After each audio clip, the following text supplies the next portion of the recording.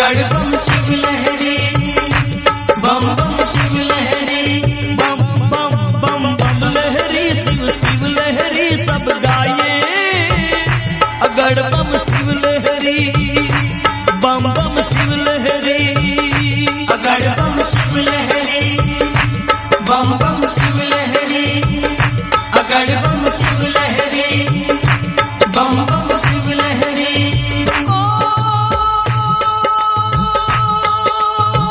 गंगा जी धारा बोले,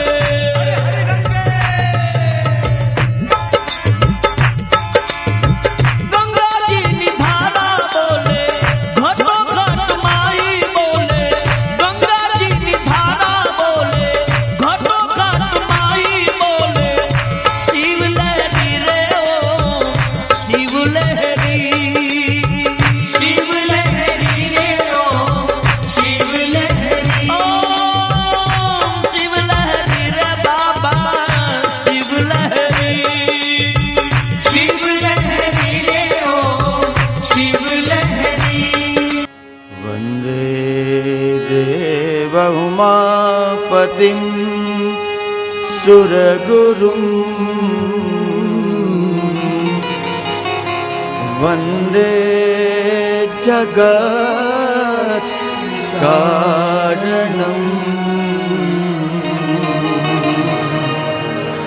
वन्दे पन्नगभूषणं मृगधरम्,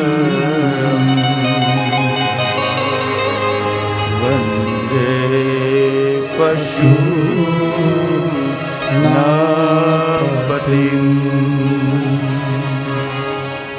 वन्दे सूर्यशशाङ्क वह्निनयनम्,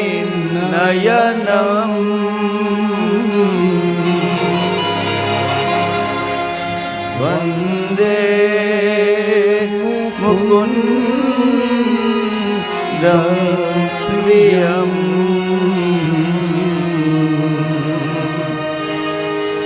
वन्दे भक्तजनाश्रयं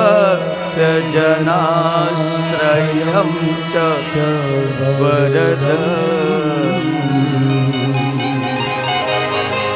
वन्दे शिवं शङ्करम्, वन्दे शिवं शङ्करम्, वन्दे शिवं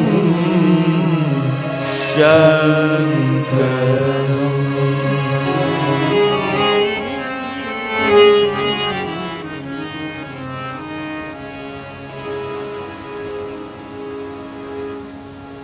भगवान आशुतोष अवधवदानी महादेव की कृपा से पुनः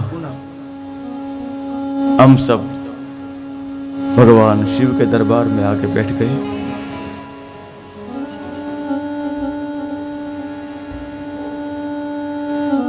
विशेष आनंद है।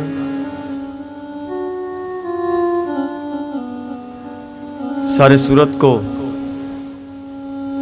सुख देने वाली माँ भारती मैया परिवार से माताजी पधारी है, उनका मैं सादर स्वागत करता हूँ और माँ जगदम्बा के चरणों में प्रार्थना करता हूँ कि भारती मैया का जो परिवार है उनकी पूरी गाथा 7 दिन तक हम गा सकते हैं। ऐसा ये पावन और पुनीत परिवार। तो माँ जगदम्बा आपके परिवार का सदैव निरंतर कल्याण करता रहे और आप सबका भी कल्याण माँ जगदम्बा करती रहे और भारती मैया मंदिर की ओर से सारे सूरत को सदा सर्वदा आशीर्वाद मिलता रहे, ऐसी मैं प्रार्थना करता हूँ। कल कथा चली थी, भगवान शिव जी प्रकट हुए। ब्रह्मा जी को मद आया और ब्रह्मा जी ने छल किया, कपट किया कि मैं बापू बन जाऊं, बड़ा बन जाऊं। हमारे जीवन में भी ये तमन्ना आती कि मैं बड़ा बन जाऊं। तमन्ना ने हमारी हमको बुरा बना दिया, तमन्ना ने हमारी हमको बुरा बना दिया, वरना हम खुद प्रभु होते। ये ब्रह्मा मदवान हुए, बड़े बनने की तमन्ना हुई। अच्छी बात है, बड़ा बनना चाहिए, मगर बाबा की कृपा से, भोले बाबा की कृपा से, मां जगदम्बा की कृपा से आदमी बड़ा बनता है। मगर यहां तो ब्रह्मा ने छल किया।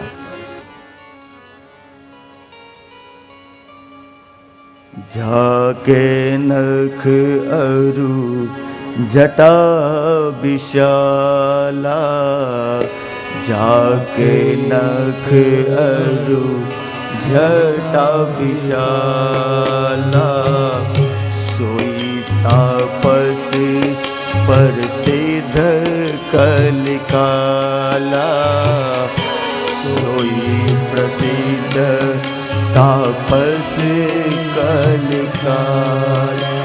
महात्मा तुलसीदास कहते हैं कि आज तपस्वी कौन कहलाता है, तो कि जाके नख और जटा विशाल हो गई।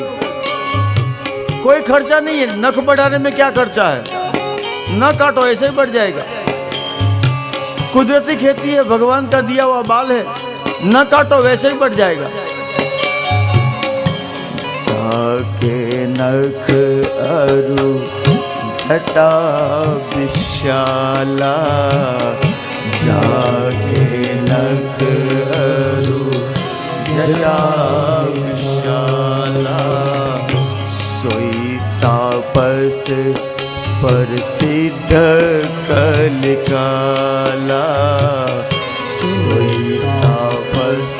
कलयुग में उसको तपस्वी माना जाएगा। मगर भोले बाबा ने स्पष्ट कहा कि ब्रह्मा, मैं सब कुछ सहन कर सकता हूं, मैं दंभ को कभी नहीं पोसता हूं।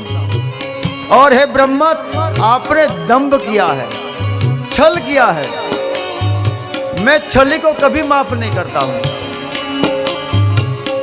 दो भ्रमरों के बीच से भैरव का प्रागट्य किया, और जिस मुख से ब्रह्मा जी ने असत्य का प्रयोग किया था, उस मुख को ही काट दिया। असत्य की इतनी बड़ी सजा है, मगर हम तो बड़े शौक से, जैसे असत्य बोलना हमारा शौक हो गया। कोई जरूरी भी नहीं है, कई बार ऐसा होता है उनसे कुछ फायदा भी नहीं होता है, मगर फिर भी हम बोल लेते हैं।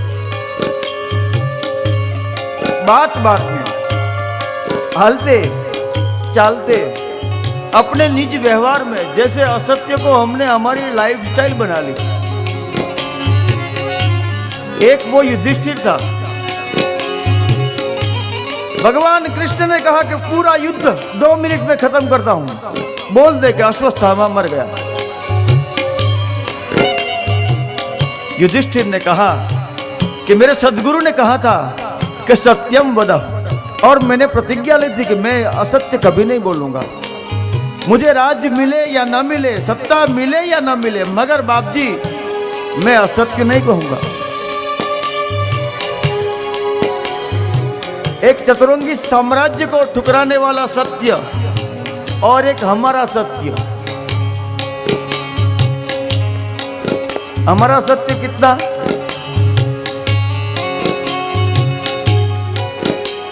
लाइन में जगह नहीं मिलती तो मैं बाहर से आया हूं भाई, मुझे जगह दे दो ना। छोटी छोटी बात थी, और वही असत्य से हमारे कलबश की कोठी भर गई है। हमारे अंतरात्मा में जो कलमश जमा हुआ है ना, उसका कारण यही हमारा असत्य है। एक महात्मा, एक बाबा जी, बड़े ही पहुंचे हुए मंजे हुए संत पारसमणि को लेकर निकले। लोहे की डिब्बी में पारसमणि लगाई और नगर नगर घूमने लगे और भक्तों को एकत्रित करते थे, ज्ञान देते थे और कहते थे कि हे भक्तगण, इसके अंदर पारसमणि है। और सब लोग प्रणाम करते थे, भेंट दक्षिणा देते थे। महात्माओं ने कई गांव का प्रवास किया। धर्मनगरी सूरत जैसे नगर में आए बाबा जी। कथा को श्रवण करने वाले श्रोता वहां प्राप्त हुए। बहुत बढ़िया सत्संग चला। फिर बाबा ने कहा कि इस लोखंड की डिब्बी में पारसमणि है।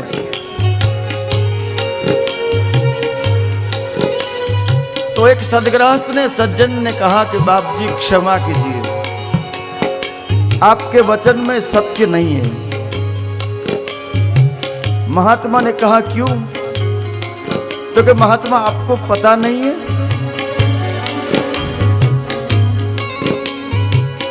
पारस लोहे को कंचन करे। आप ये कैसे भूल गए कि पारसमणि का गुणधर्म है कि वो लोहे को कंचन करता है, और आप कहते हैं कि लोहे की डिब्बी में पारसमणि। ये सदा सर्वदा अनुचित शब्द है आपके। बाबा हमें क्षमा कीजिए।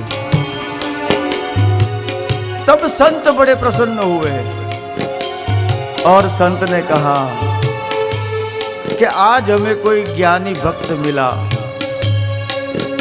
लोखंड की डब्बी खोली, इस डब्बी के अंदर से पारसमणि निकाली, मगर कपड़े के अंदर लपेटी हुई थी, चिथड़ा लगाया हुआ था। एक हटाया, दूसरा हटाया, तीसरा हटाया। जैसे जैसे चिथड़े हटाते गए, शुद्ध स्वरूप, चैतन्य स्वरूप पारसमणि के दर्शन हुए। जैसे ही लोहे की डब्बी में उस मणि को रखा गया, वो लोहे की डब्बी कंचन की, सुवर्ण की हो गई। तब महात्मा कहने लगे कि हे भक्तजनों, हे श्रावकों, बस यही घटना हमारे साथ भी होनी चाहिए। भगवान कहाँ है? हम जिसको सुबह से शाम तक ढूंढते हैं, वो परमात्मा, वो परम तत्व, वो शक्ति कहां पर विद्यमान है?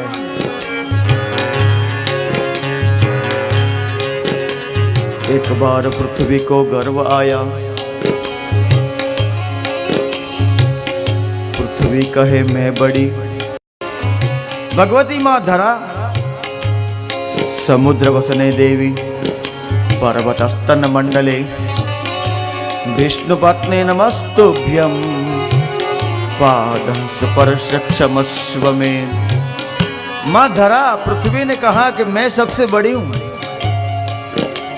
तब महात्मा ने कहा कि आप तो शेष की फैन के ऊपर विराजित है मैया, आप बड़ी नहीं है। शेषनाग ने फुफड़ा लगाया तो शेषनाग कहे मैं बड़ा। तो बाबा ने कहा साइड पे रहिए।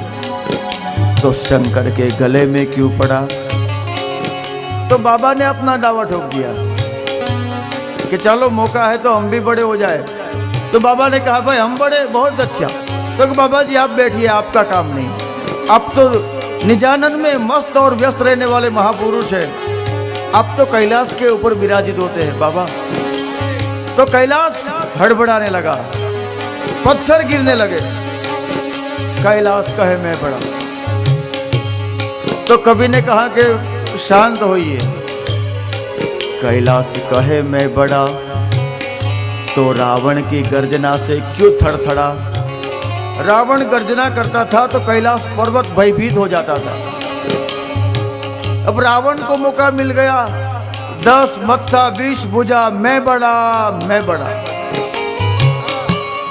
कवि की तो बेस शांति राख।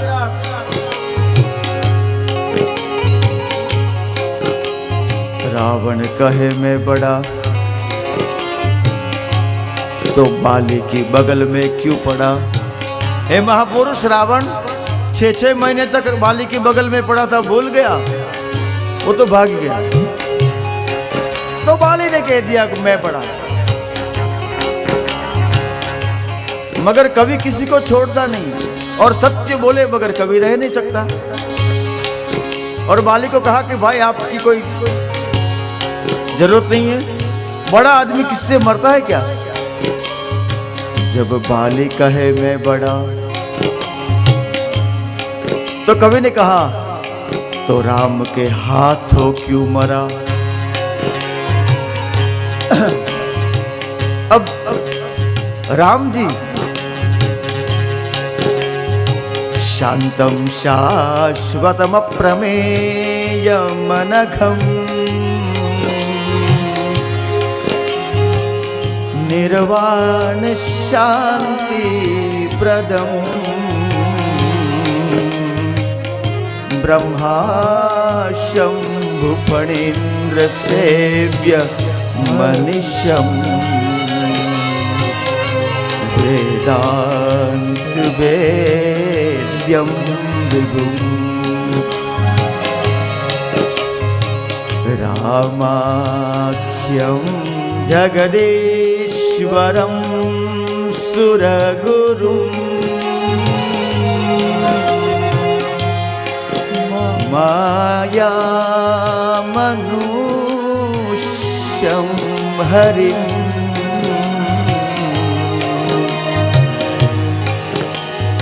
वंदे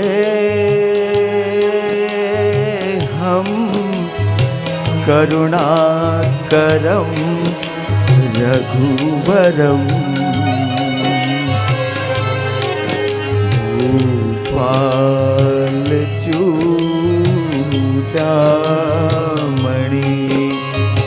भगवान रामचंद्र जी लोकाभिरामम, सकल लोक को आराम देने वाले भगवान राम जी सन्मुख आ गए, मैं बड़ा। तो कवि ने सभी ने कहा कि बाप जी क्षमा कीजिए, मगर यहाँ कवि को भय लगा कि राम दुआरे तुम रखवारे। वो गदा लेके खड़े हैं, राम जी के बारे में कुछ उल्टा पुल्टा लिख दिया तो एक गदा मारेंगे तो राम नाम सत्य हो जाएगा। रखवारे राम दुआरे। मगर कवि ने फिर भी हिम्मत कर ली। कवि, लेखक, पत्रकार, साक्षर सत्य बोले बगैर नहीं रह सकता। यहाँ कवि ने कहा कि राम जी आप जगत के प्राण हैं, मगर क्षमा कीजिए, आपको कौन बिठाता है। यदि आप बड़े होते तो हमारे हृदय में आके क्यों बसे।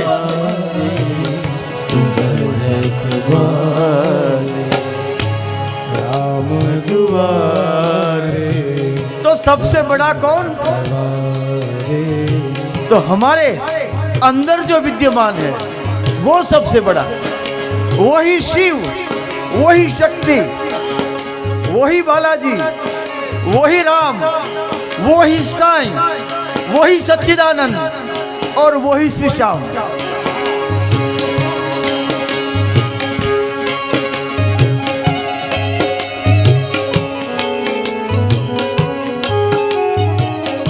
तो भगवान शिव कहते हैं कि सब कुछ मैं सहन करता हूं, मुझे पाखंड मंजूर नहीं है।